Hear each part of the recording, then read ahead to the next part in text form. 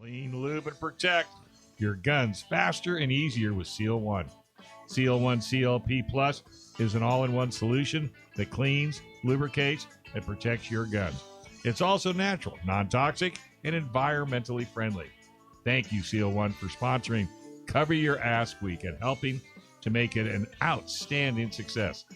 And if you're tired of smelling like a gas station after cleaning your gun, try Seal One. Pick some up at Gunfighter Tactical or ask for it by name at your local shop. You can clean your guns faster, better with Seal One. And if you use the code GOR25, GOR25, you'll get a 25% discount off your first order on their website at seal1.com. .net. Why do I keep saying .com? I don't know. I don't like the sound of it. Must be .net. .net. Seal1.net. All right. So, hey, he's not calling in. He's sitting right here. The one and only. Yes, Richard Carlson.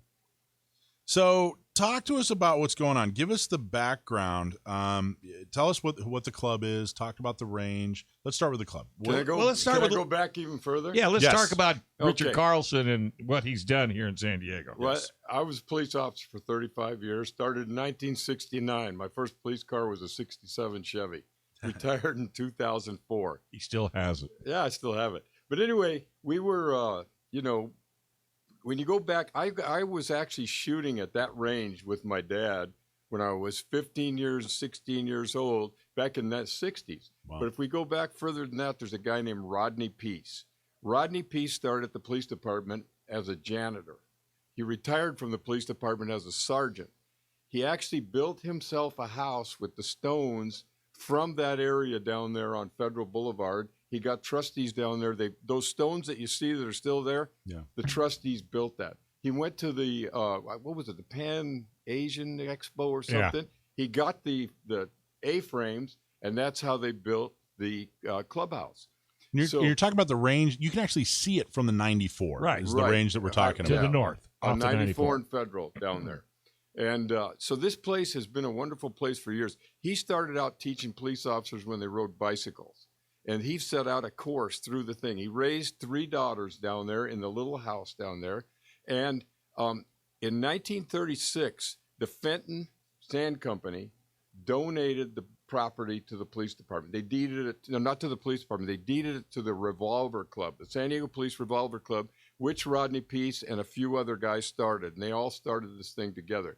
And they wanted to standardize the training. Police officers were carrying guns in their pockets. They had different kinds of stuff. He was standardizing it and teaching them how to shoot. And he was an excellent shot himself and a competitive shooter.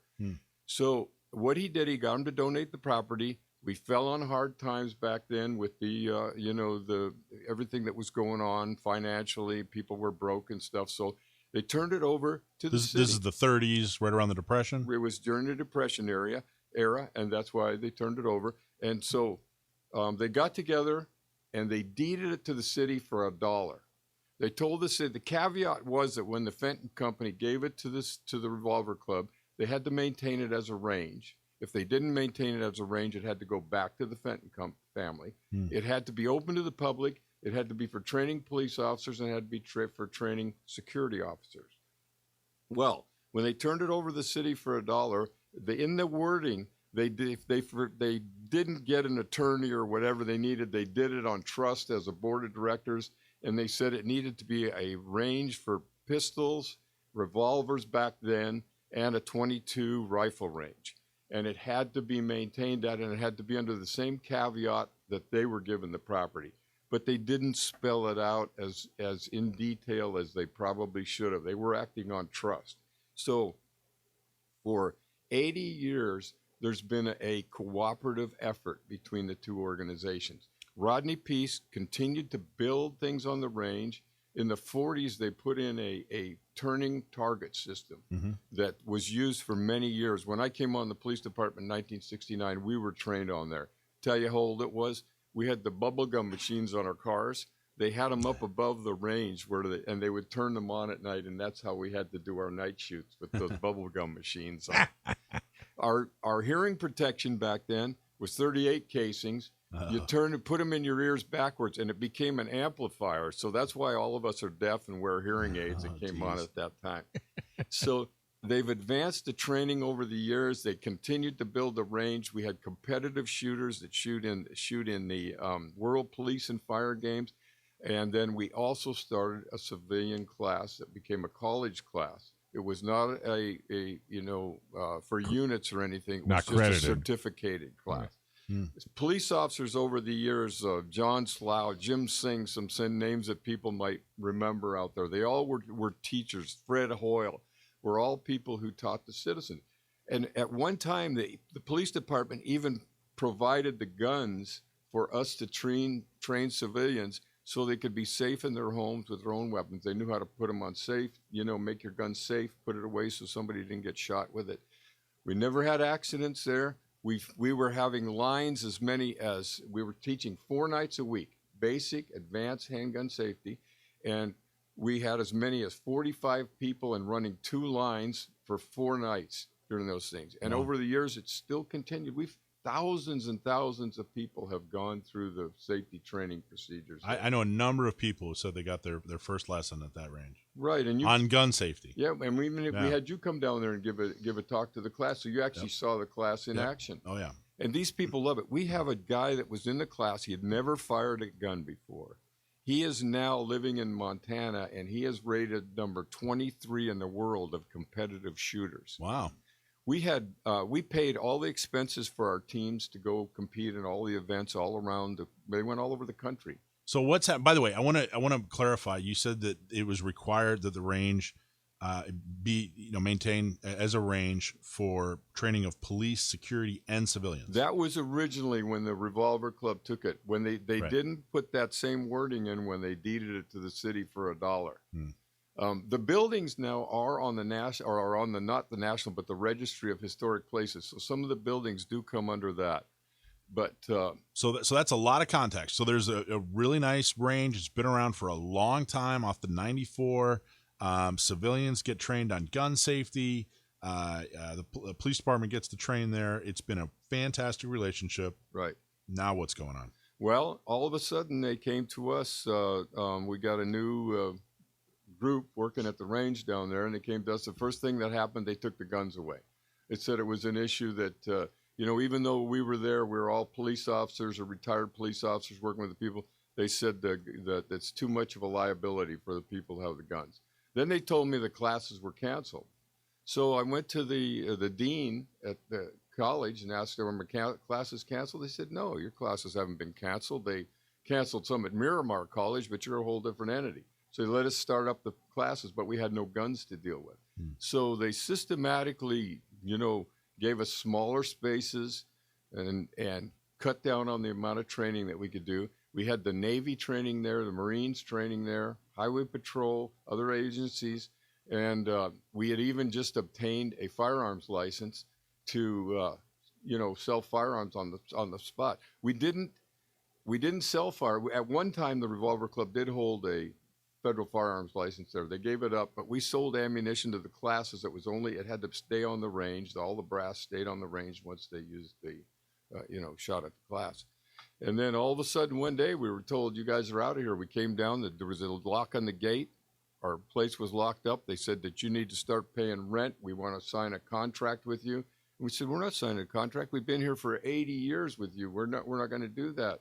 And so it ended up in some legal stuff. We got some attorneys, and because of the wording and what have you, it just looks like that it's stagnant, and we really don't have a place to go. We feel like we're retired officers, we were active officers, and we were kicked to the curb. And we don't know why. And they wouldn't let you come in and get all your belongings. And no, I never have got my teaching equipment and that kind of stuff that I used to teach the what do they classes say with. about that? It's not yours? Well, I haven't even gone down there because I was told if you go there, you're going to be Arrested? Trespassing.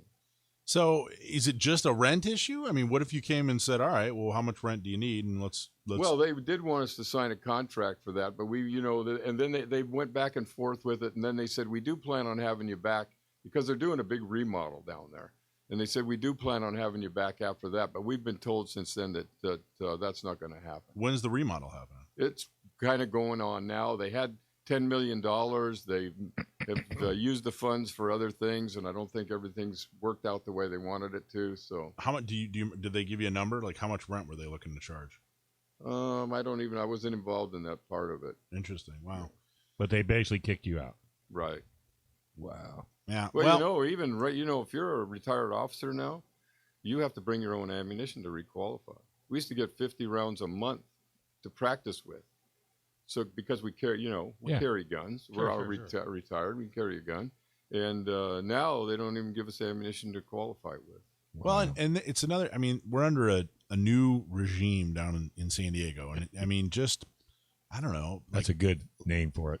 Truly. But 10 years ago, the city council, there were, like Carl DeMaio was on the city council, and, there was the ability to have a conversation. There was the ability to work things out, and there wasn't this push, there's an anti-gun push and an anti-this and an anti-that push. I mean, this changed practically overnight, right? And it was the only thing that's going to change it back is activism. We could we could file 100 lawsuits, but until we get the right people elected down in the San Diego City Council, this can continue. We're going to keep talking to Rick. So let's cancel training. I know. Gun safety. That's going to be the answer. Hey, folks, self-defense and emergencies can happen to anyone, and there's no guarantee that the justice system will be on your side. Gun owners should have coverage for the legal battles after your self-defense battle. And while you protect your family and property, U.S. Law Shield is here to defend you 24/7, 365 days a year with a comprehensive self-defense coverage at an affordable price. Bad guys don't take days off, and neither does our coverage. Guess what, Gun Owners Radio listeners? You can get a free T-shirt when you join. Use the promo code GUNOWNERSRADIO at uslawshield.com. And if you're watching us on YouTube, please hit the like button and subscribe button and tell all your friends. All right.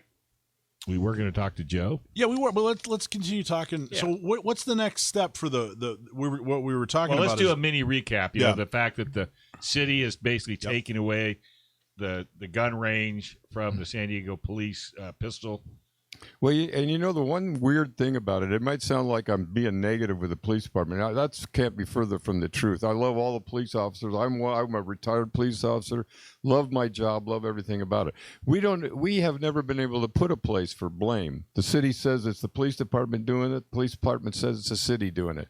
Somebody's in there stirring the mix, and we can't even defend ourselves. We can't even get in there and say, how come? What's happening? Yeah. So the just real quick. So the gun range, the police gun range off the 94, the club that meets there and teaches classes and basically maintains it, right? Right. San Diego Police Revolver Club we don't anymore. They basically, you guys got kicked out, even though you've had an agreement in place for decades. Well, yeah, it's been just like a handshake agreement for 80 years. Yeah, and they've kicked you out. They're not sure what the future is like. So I'm sure everyone out there listening right now wants to know, did you hire a lawyer?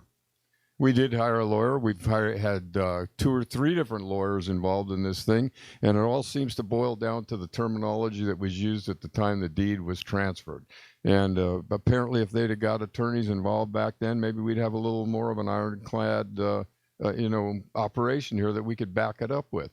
But it's sad because that is such a unique situation. Where can you go in San Diego to an outdoor range where somebody can teach you on turning targets, where you can get a college certificate for going to a 9-week course, and just you can't do that anywhere. And the cost that was involved is minimal compared to what people are paying to go get training else, which I'm not putting that training down because it's great training, and friends of mine go out and they take that training even though they're instructors. They've considered to continue their training. But it was a unique situation for the people of San Diego, and it's a shame that it was taken away. Well, all the gun grab groups they realized that they keep running into problems with their terminology. So their latest is that they're all about gun safety. Okay, well, I want to take your gun safety class. So show me everything that you guys teach about gun safety. Here we actually have somebody who is teaching gun safety. We actually have an organization and a range. You guys have an impeccable safety record. How many people have gone through your class and gained knowledge and avoided an accident? How many people have gone through your class and gained knowledge and were able to protect themselves or a loved one? How many people have gone through your class and taught others who were able to, stay safe with a firearm? So here we have an example of actual gun safety being taught, and they're shutting it down. Well, it's no different than cover your ass. I was blown away when you told me that we were going to give away training to police officers. Yeah. What do you mean you're going to give away training to police officers? They get trained all the time, but they don't. Not as much as they could, and this is, it's crazy. So, and we're not even sure who to point a finger at, right? That's the confusing part for us. We don't know. We didn't do anything wrong. We were just all of a sudden made villains and told to get out. And it's like your parents all of a sudden, telling you, go find another place to live, pal. You're out of here. Well, that's because you're 52 years old and you hadn't left yet. That's why. Now you guys are a 501c3. 501c3, yeah. 501c3. And I mean, this is going to be expensive, right? Oh yeah, we cannot reproduce what we had. I mean, we couldn't afford to go buy an indoor range or to you can't even afford a lawyer. Yeah, really, because they have bigger lawyers than you have. Oh, absolutely. They got their city attorneys and whatever, So. Well, the city attorney I'm actually going to talk about. Anyway, but the city attorney, she doesn't do anything useful. So I'm sure they're going to spend a lot of time and money, fighting this for absolutely no reason. For no reason. And the city attorney is someone who is in bed with these gun safety folks, quote unquote gun safety folks, and here she is fighting against gun safety. Well, let me tell you something. The people that took our class, school teachers, attorneys, people who from other agencies who didn't have a specific training came and got trained with the gun or wanted to feel more comfortable with the gun, because we worked on sight alignment, trigger pull, follow through, all the mechanics of shooting and being able to hit the target. We did a one-night deal on, I think you were there when we did the thing on the gun laws and all that. And we tried to stay up on that as much as we could. But our big emphasis was on being safe with that gun and making sure that these people knew once that bullet leaves the barrel, it's not coming back. And people need to realize that. I mean, I'm sure you guys have run into people. They say, "Oh, I know all about guns. I shot them in the military." You get them out there, they forgot everything because they don't do it all the time. Couldn't hit the broadside of a barn, as the old saying goes. Absolutely, yeah. Even myself, I'm probably not as good a shot as I was, but when I was training, because I could see what other people were doing wrong, bring it back to myself, then I could help them and teach them what to do. I think for a lot of people, it's different when you learn firearms because you have to, because you're in a job. I think it's different than when you learn firearms because you want to and you're looking to protect yourself or be safe. So because I know what you mean. I've met a lot of police officers and a lot of military who got training, but don't really. It's just it was they got a lot of training during those 4 or 8 years or whatever when they were in the military. But they didn't want it. They probably didn't want it, but it was they got training on all kinds of stuff. This was just one of the many things, and so you guys were providing an awesome service, a very fantastic service. So where are we at? So we're kind of in limbo right now. We're just kind of waiting. We don't know what's going to happen. It's I don't know. We don't know if we're done or if or if they're maybe going to call us and say, well, we've reconsidered. We want you to start a class out once the remodeling done. But we don't think that's going to happen. Who would be the next person you could talk to if you're not? I mean, are you working your way up the ladder? The attorneys are still working, trying to negotiate on it with that and that kind of stuff. But the verbiage is an easy way out. Let's face it. I mean, back in the day, I hate to say it, but handshakes actually meant something. Yeah, your word actually meant something. Mm-hmm. Today it doesn't. No, we have too many lawyers on the planet. I'm just telling you, there's too many. So it looks grave. I mean, it really does, unless they decide to rewrite you another contract with the correct verbiage and then let you continue on. Well, one of the things that I see from this contract right here is if they don't maintain it as a range, then they got a problem. Oh, then it has to go back to the family. Then it will have to go to us first. It would have to go to the Revolver Club, and then if we didn't maintain it as a range, then it would go back to the family. So who critiques that? Well, I don't know. When we went to get this paperwork from the county, they said it's been sealed. You can't see it. They said, who seals a county document regarding a deed? They said, well, the city did. So we went to the city. They said, you can't see it. Well, that doesn't sound So abnormal. We actually got a copy of it eventually. Wow. But it was a kind of a shady deal all the way around, and we still feel like we've been slapped around a little Is bit. anybody in this room shocked with that conversation? You're telling me there was a lot of ridiculous bureaucracy involved. Huh? Jeez, what a concept. Thanks for watching this clip from Gun Owners Radio. You can watch us live every Sunday from 4 to 6 p.m. California time, right here on our YouTube channel, or if you're in the San Diego area, you can listen to us on 1170 a.m. We're also available on your favorite podcast platform for free. Don't forget to like and subscribe so that you can help restore and protect the Second Amendment, not just in California, but across the country.